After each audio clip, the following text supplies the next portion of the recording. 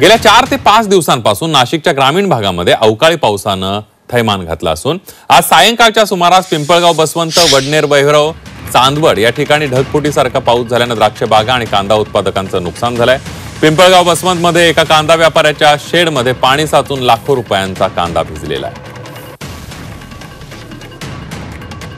आपण बघतोय की मोठ्या प्रमाणावर पडलेल्या अवकाळी पावसानं शेतकऱ्यांचं मोठं नुकसान झालेलं आहे। नाशिकमध्ये कांदा उत्पादक शेतकरी आणि द्राक्ष उत्पादक शेतकऱ्यांचं मोठं नुकसान झालं। अक्षरशः कांदा सडल्याचं पाहायला मिळतंय, तर द्राक्ष बागांना तळ्याचं आणि नदीचं स्वरूप प्राप्त झाल्याचं पाहायला मिळतंय।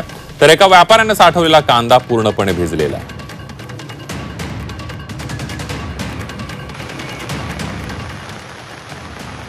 हे दृश्य आपण बघतोय, अवकाळी पावसानं कशा प्रकारे नाशिकमध्ये हाहाकार माजवलेला आहे। द्राक्ष बागेला, नेत्रावती नदीला पूर आला आणि द्राक्ष बागेचं मोठ्या प्रमाणावर नुकसान झालेलं आहे। कशा पद्धतीनं हे तलाव झालाय, तर दुसरीकडे व्यापाऱ्यांना साठवलेल्या कांद्याचं नुकसान झालेलं आहे।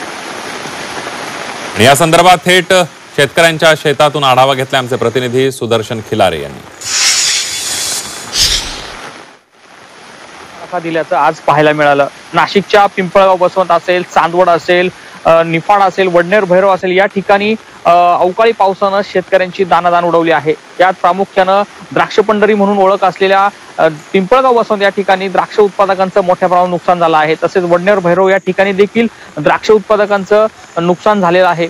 पिंपळगाव, बसवंत या ठिकाणी कांदा व्यापाऱ्यांच्या खळ्यामध्ये पाणी गुडघाभर पाणी साचल्यानं त्यांचाही कांदा भिजून खराब झालेला आहे।